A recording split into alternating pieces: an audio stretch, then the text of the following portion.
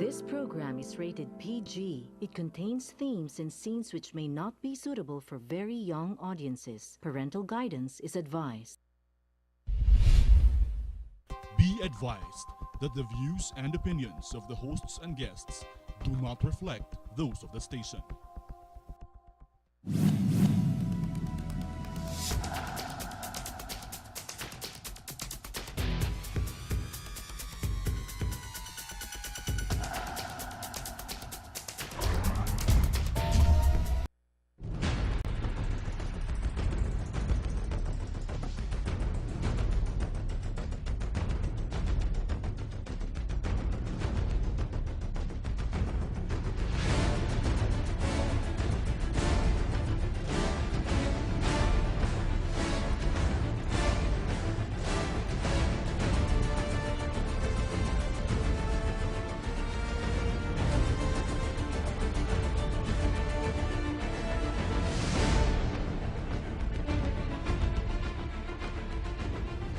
Philippines, good evening. Marhaban kay Falip, kay Falhal. Bismillahirrahmanirrahim. Assalamualaikum warahmatullahi ta'ala barakatuh. Ako po si Eric Espina at ito yung programang Republika. We have 118 pages of House Bill number 6475 on the Bangsamoro Basic Law. We're going to attempt to go through it within the hour. So I'll cut to the chase. Let me introduce to you Ferdie Pasion. He is the chair of the NATFIL. Good evening, Ferdie. Welcome to the program. Good evening, Eric, and to all our beloved televiewers. First, right off, this bill is called the Bangsamoro Basic Law. Why isn't it called Filipino, Bangsamoro, and Indigenous Peoples Basic Law? Yes, that's one of the mysteries that baffles even me. Why call it Bangsamoro Basic Law when, number one, it is not yet a law. Number two, Bangsa is not even a Filipino word, but a Malaysian word, which means country. You are creating a new country or a new state. And Moro is a Spanish word, not a Filipino word, which connotes Islamic. So put Bangsa and Moro together, that is Islamic state or Islamic country. And to be called the Moro is pejorative, actually. Yes, it's a pejorative term used by the Spaniards, the colonizers. Uh-huh. So are we colonial-minded? That's why we are using this foreign word. Are we announcing to the world that it is okay for us to be called pejoratively as Moros? And then even assuming that you remove the term Filipino and just have Bangsamoro, the IPs are also included into this. So it should be also Bangsamoro and Indigenous Peoples Basic Law. Yes, and there's a sizable population Yes, of exactly. indigenous peoples there. And basic law is synonymous to constitution. Yes. When you say that there is a bangsa, a country or a state, and a people, the Moro people, and they have their own constitution, then you are practically giving away a big chunk of national territory to a new people, to a new country. You are creating a new country, a new people. And according to the Charter of the United Nations, each people, every people of the world, has the right to self-determination. Now, if the Philippines itself is creating a new people, no longer the Filipino people, a new people, then that new people created by the Philippine government itself will now have the right to self-determination. What is that right to self-determination? The right to proclaim its own independence and for that country to become a member of the United Nations. Okay, let's go through the preamble now because we promised this might be the only program that will really go through this with a fine-tooth comb. Preamble. We, the Bangsamoro people and other inhabitants imploring the aid of the Almighty, aspiring to establish an enduring peace and basis of justice, etc., questionable, develop our patrimony. So, Prescribed by our faith. Reflective of our system, life as prescribed by our faith, customary laws, cultures, and traditions. They are in charge of the patrimony? yes, the problem here is that, of course, they do not have the capability to develop that patrimony. So with what foreign country will they develop that patrimony? And that supposedly is the patrimony of the entire Filipino people. Yes. Like, for example, the oil in Sulu Sea, it should be the patrimony of the entire Filipino people and not just a few tribes of the Republic of the Philippines. That's why when you ask me if it should only be the Bangsa, so-called Bangsamoro people that should be involved in the plebiscite. No, it should be the entire Filipino people because we are going to spend for this, as we will find Yes. out later on. And we will be losing a big chunk of our territorial sea Yes, yes. and our territorial lands and our riches, our oil, natural gas, and uranium. Yes. Very important, uranium. You're saying, Ferdie, that the entire Philippines should therefore be involved in this plebiscite, not Yes. just the affected areas. Yes, because as we can see later, there will be the block grant, there will be the annual payment to them that will be coming from the pockets of the entire Filipino people. Of all the taxpayers. Of all the taxpayers. And therefore, we should be involved in the plebiscite, correct? Correct. And if we will be lessening our territory, Okay. we will be doing away with the big chunk of our territorial sea. The entire Filipino people must be consulted Okay. in a plebiscite. It says here, affirming our historical identity. Is Moro an identity that they embraced, or was this Spanish? Or was there actually just Tausogs, Samals, Tiboli, Tiruray, Maguindanao. Maranaos, Maguindanaos, Yes. and not actually Moro? There's actually no such thing as Moro people. There are the different ethnic tribes, Yes. as you have stated. But Yes. there's no Moro people because the Spaniards were very ignorant. They just called all the Muslim Filipinos as Moros. Moros.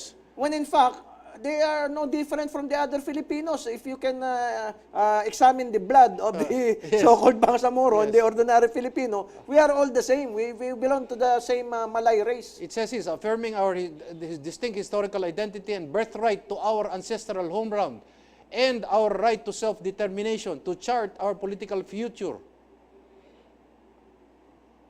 So we are practically, this is the unique situation wherein an independent country practically gives away a big chunk of its territory to create a new country voluntarily without firing a single shot, giving away a big chunk of its territory. But not only that, paying for the sustenance of that Okay. newly independent country. And then it talks of, with the blessings of the Almighty, do hereby promulgate this Bangsamoro Basic Law as the fundamental law of the Bangsamoro that establishes our asymmetrical political relationship with the central government on the principles of subsidiarity and parity or esteem. What is asymmetrical? Practically saying that they are equal to the Republic of the Philippines. Practically saying that, well, in the bill itself, it's a new country, a new bangsa, and a new people, a new Moro people. So it's equal to the Republic of the Philippines and the Filipino people. And they're already a separate and distinct territory and separate distinct people. No longer the Filipino people, no longer under the Republic of the Philippines. And then, Section 3, Bangsamoro symbol. The Bangsamoro Parliament shall adopt. It will be a parliamentary form of government. I don't think this is constitutional. I can give them that, no, because there's no prohibition in the Constitution against the adoption of a parliamentary system by an autonomous region. Okay. But other than that, we are not creating an autonomous region here. We are creating a new country. But there is also the position during Senator Miriam Defensor Santiago's committee hearing that says the power to create another autonomous region was only vested in the first Congress.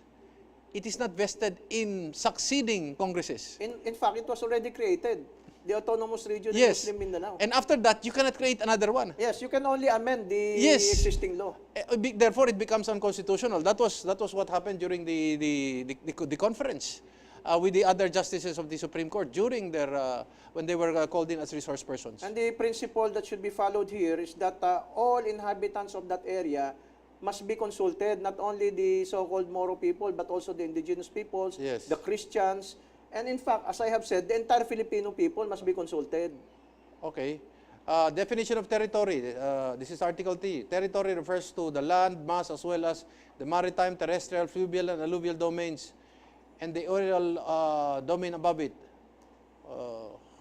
Although it says that the Bangsamoro territory shall remain part of a the part Philip- of the Philippines, it's just a weak addition to what has been said, no? That they, what are the elements of a state? People, government, People, government, Yeah, sovereignty. Sovereignty, territory. territory. They all have the elements of the state. And the name itself, Bangsa, means state. So Why do- you are creating a new state. And why is the relationship asymmetrical, and why is it a central government? Why can't they call it the national government? Correct. They're not part of the national government. They don't want You to... know, the to term central government is being used in Malaysia. Okay. As far as Filipinos are concerned, we always refer to our seat of government as the national government. Correct, correct. Why is it that they are using a Malaysian term here? And then the word bangsa is also Malaysian. And then when you talk about the core territory of the Bangsamoro, it says all other contiguous areas where there is resolution of the local government unit or repetition of at least 10% of the registered voters in the area asking for inclusion at least 2 months prior to the conduct of the ratification. You know, that's another problem. When you say contiguous area, Quiapo is a contiguous area, but Yes. it is far away from Mindanao. Yes. So, do you mean to say that Quiapo, as a contiguous area, can join the Bangsamoro? What happens to the areas that reject?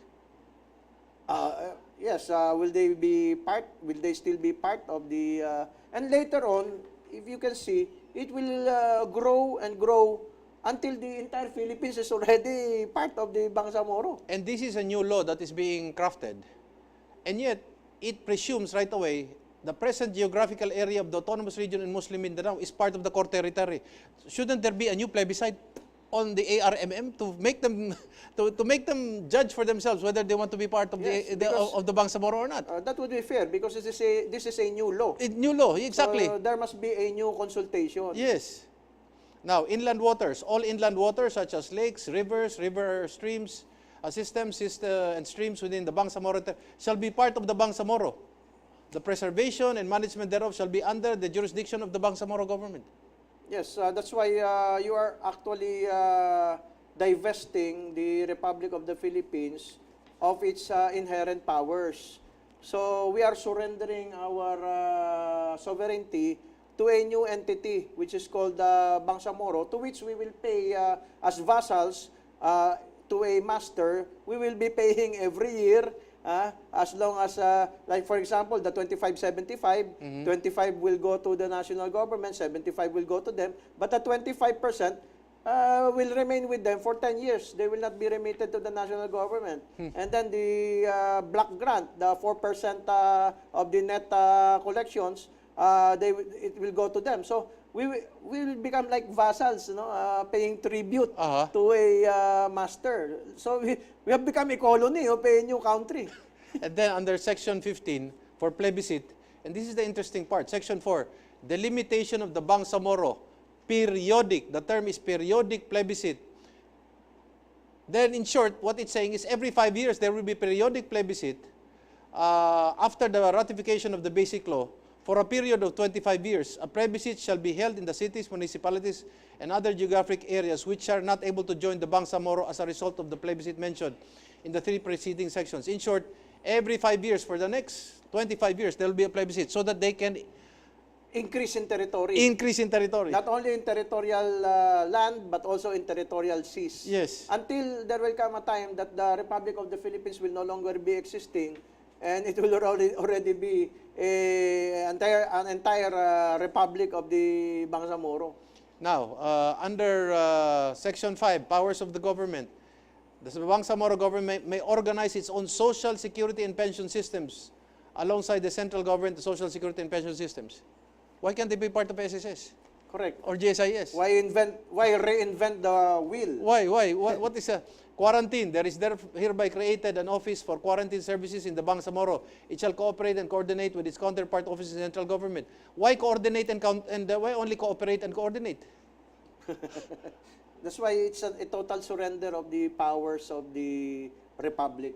It's a surrender of the sovereignty of the Republic. Another one is exclusive power to regulate and exercise authority over foreign investments within its jurisdiction. The central government may intervene in such matters only if national security is involved. So, Yes. what will happen here is that foreign countries will be able to dominate the so-called Bangsamoro entity, and this is patently dangerous to our national security because What if a foreign country that is not very friendly to us dominates the economy Yes. and already becomes the owner of all the resources there? Because they can create their own law and Yes. allow 100% foreign ownership. Actually, the term they use is law.